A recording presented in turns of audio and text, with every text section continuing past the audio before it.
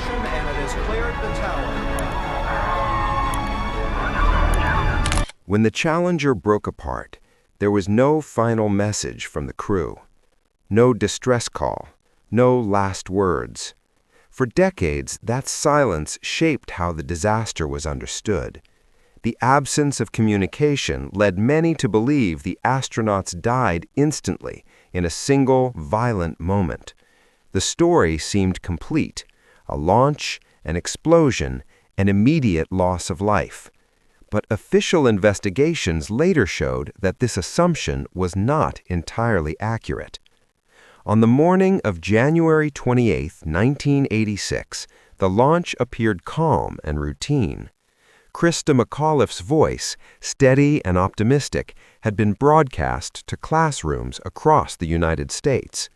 The sky over Cape Canaveral was clear. From the ground, the shuttle rose cleanly, leaving behind two bright columns of flame. For the first minute, all systems appeared normal. Then, 73 seconds after liftoff, the vehicle came apart in full view of the world. To those watching live, it looked like a single explosion. Television networks replayed the footage repeatedly, freezing the moment in memory.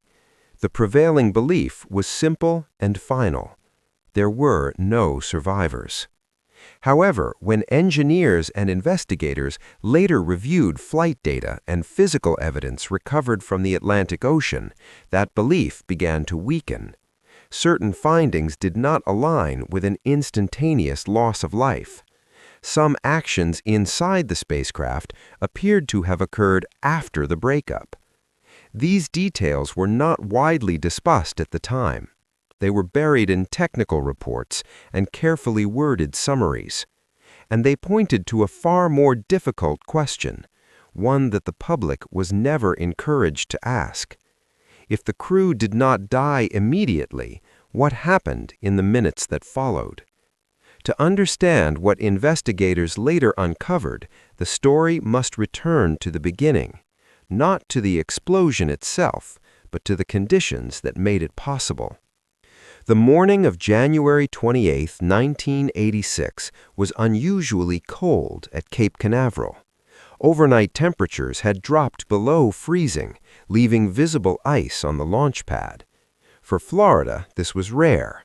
For the space shuttle's design, it was dangerous. Inside the solid rocket boosters were rubber seals known as O-rings. Their purpose was simple but critical: to prevent hot gases from escaping during launch. Engineers had long warned that these O-rings lost flexibility in cold temperatures. If they hardened, they might not seal properly. In the hours before launch, several engineers raised concerns. They argued that the cold could prevent the O-rings from functioning as designed.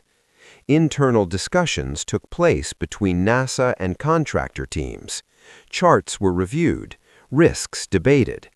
But the launch had already been delayed multiple times. Pressure to proceed was high. Managers ultimately decided that the data was not conclusive enough to justify another delay. At 11:38 a.m. Eastern Time, Challenger lifted off. For the first minute, nothing appeared wrong. Telemetry data showed normal readings. The shuttle climbed steadily, following its planned trajectory. From mission control, the launch looked successful. Yet within the right solid rocket booster, a problem was forming. The cold had reduced the O-ring's ability to seal a joint completely. A narrow jet of hot gas escaped, burning through the surrounding structure. Cameras later captured brief puffs of dark smoke near the booster, subtle signs that went unnoticed during the launch. At first, the shuttle continued to fly normally. The escaping flame was temporarily sealed by melted insulation material, slowing the damage. But this seal was fragile. As the vehicle passed through strong wind shear, the joint flexed. The temporary seal broke. The flame intensified. Within moments, the hot gases burned through the lower strut that attached the right solid booster to the external fuel tank. That tank held more than 2 million liters of liquid hydrogen and liquid oxygen. Once the strut failed, the booster rotated inward, striking the tank. At 73 seconds after liftoff, the tank ruptured. To observers, it appeared as a massive explosion. In reality, investigators later described it as a rapid structural breakup. The shuttle was traveling at nearly 3,000 feet per second. When the tank failed, the vehicle could no longer withstand the aerodynamic forces acting upon it. The orbiter disintegrated as its structure collapsed under extreme stress. Yet not every part was destroyed immediately. The crew cabin separated from the rest of the shuttle. Reinforced with aluminum framing, it remained largely intact as it continued upward, carried by momentum alone. This distinction would later alter how investigators understood the disaster. Because the mission did not end at the moment the fireball appeared in the sky, and neither did the crew's experience. When the crew cabin separated from the rest of the shuttle, it did not tumble immediately toward the ocean. Instead, it continued rising. Investigators later calculated that the cabin reached an altitude of roughly 65,000 feet. At that height, there was no system on board capable of restoring control. The shuttle had no escape capsule, no parachutes, and no emergency procedures designed for this scenario. Inside the cabin, the 7 astronauts remained strapped into their seats. What investigators found months later would quietly change how the final moments were understood. When the wreckage was examined, several personal emergency air packs were discovered in the activated position. These devices could not turn on automatically. Each switch required deliberate movement by hand. One of those switches was located behind the pilot's seat. This detail suggested that at least one crew member had reached across the cabin to assist another. Investigators also found cockpit switches that had been moved from their original launch positions. These actions could only have occurred after the structural breakup.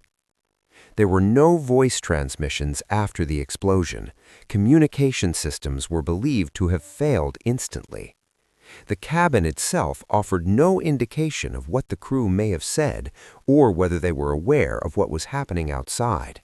Experts later considered 2 possibilities. The cabin may have lost pressure rapidly, causing unconsciousness within seconds, or partial pressure may have remained briefly, allowing limited awareness during the fall. The evidence could not determine which scenario occurred. What was known is that the descent lasted nearly 3 minutes. It ended when the crew cabin struck the Atlantic Ocean at a speed exceeding 200 miles per hour. No human could survive that impact. But the question remained, how did investigators confirm this when the most important evidence lay hidden beneath the sea? Once the debris disappeared beneath the surface, the investigation moved from the sky to the sea. What followed was one of the most complex recovery operations ever conducted in U.S. waters. NASA, the U.S. Navy, and the Coast Guard established a controlled search zone off the Florida coast. The initial focus was on floating debris, but it was quickly understood that the most critical components, including the crew cabin, had sunk. The recovery effort expanded to nearly 500 nautical miles of ocean floor. Advanced sonar systems were deployed. Underwater cameras scanned uneven terrain. Navy divers worked in low visibility and strong currents. Each fragment located was logged, mapped, and recovered under strict protocol. When large sections of the crew cabin were finally found more than a month later, the operation changed immediately. Access was restricted. The recovery was classified as highly sensitive. Only a limited number of officials and military personnel were permitted to participate. No photographs were released to the public. No detailed descriptions were provided. NASA emphasized that this silence was intentional. Officials stated that the purpose of the recovery was not public exposure, but dignity and accuracy. The remains were federal property, and their handling fell under the authority of the Department of Defense. Even jurisdiction became a point of tension. A local medical examiner argued that state law required civilian oversight. Federal authorities disagreed, citing the astronauts' status and the nature of the mission. Ultimately, control remained with the military and NASA. The information that reached the public was carefully worded. Causes of death were described in broad clinical terms. Specific findings were withheld. This absence of detail fueled speculation, but within official circles, the reason was clear. The evidence was not being hidden to create mystery. It was being protected to preserve respect and to prepare for the next equally difficult task, identification. After the crew cabin was recovered, the focus shifted from retrieval to identification. The wreckage, severely damaged by impact and weeks underwater, was transported to secure facilities for careful examination. At Patrick Air Force Base, forensic teams began a methodical process. Standard identification techniques were limited, the remains were fragmented, clothing and equipment damaged. Pathologists relied on dental records, flight suits, personal items, and small identifiable fragments. Each discovery was meticulously documented. The process was slow and deliberate, ensuring both accuracy and respect. Families of the astronauts were informed privately, and only select personnel were permitted to view evidence. NASA and the military emphasized dignity above all. No photographs or detailed public descriptions were released, in accordance with both federal guidance and family wishes. By late April 1986, identification of all 7 astronauts was complete. Individual arrangements reflected personal and familial preferences. Commander Francis R. Scobie and pilot Michael J. Smith were laid to rest at Arlington National Cemetery. Ellison Onizuka was interred in Honolulu, Ronald McNair in Lake City, South Carolina, and Judith Resnick's ashes were scattered at sea. Krista McAuliffe, the first civilian teacher selected to fly, was buried in her hometown of Concord, New Hampshire. Gregory Jarvis's ashes were also released into the Pacific Ocean. Some remains, too small or damaged to identify individually, were buried collectively at Arlington in a single grave. A granite memorial, engraved with all crew names and the poem High Flight, commemorates their courage and sacrifice. Funeral ceremonies were solemn and brief. NASA officials, fellow astronauts, and honor guards ensured a dignified farewell. President Reagan addressed the nation, noting the crew had slipped the surly bonds of Earth to touch the face of God, words that became a lasting symbol of national mourning. Even amidst tragedy, the rituals provided a structured, respectful closure to the public and the families. The Challenger disaster reshaped American space exploration. Beyond the immediate loss, it exposed systemic weaknesses in design, management, and safety oversight. Following the funerals, the Rogers Commission released its official report. Investigators concluded that the failure of the right solid rocket booster O-ring, exacerbated by cold temperatures, caused the structural breakup. Engineers had raised concerns prior to launch, but their warnings were overruled or dismissed. The findings prompted widespread criticism and reflection within NASA. As a result, the Space Shuttle program was suspended for nearly 3 years. During that time, rocket boosters were redesigned, safety protocols improved, and internal communication channels strengthened. Engineers gained the authority to escalate concerns directly to mission control. Every subsequent mission benefited from these changes, making space travel safer and more accountable. The Challenger crew also became enduring symbols of courage, learning, and inspiration. Schools, libraries, and public buildings were named in their honor. The Challenger Center for Space Science Education, founded by the astronauts' families, continues to reach millions of young people worldwide, inspiring interest in science, technology, engineering, and mathematics. At Kennedy Space Center, the Space Mirror Memorial honors all astronauts who lost their lives in service of exploration, including the Challenger crew. Arlington National Cemetery remains a place of reflection, where visitors leave flowers and flags to acknowledge sacrifice and courage. The disaster also transformed public perception of spaceflight. It reminded the world that progress carries risk, that exploration requires resilience, and that mistakes can offer lessons far beyond technical adjustments. Though the Challenger never reached orbit, its crew left a legacy that continues to guide NASA, inspire students, and remind humanity of the cost and value of discovery. The Challenger disaster remains a defining moment in the history of space exploration. Its lessons extended far beyond engineering diagrams or procedural checklists. The tragedy prompted a re-evaluation of authority, accountability, and the human dimension of spaceflight. Even today, questions linger. The crew's final minutes, spent in a cabin that remained partially intact, highlight both the limits of technology and the resilience of those aboard. Investigators could reconstruct sequences of events, but certain details could never be fully confirmed. Were some astronauts aware during the descent? Did partial pressure sustain consciousness for a fleeting moment?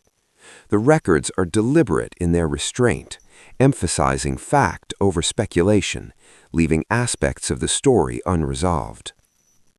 NASA's reforms, the memorials, and educational initiatives stand as lasting testaments to the crew's influence. They remind the public that exploration carries inherent risk, but also that society can learn, adapt, and honor sacrifice responsibly.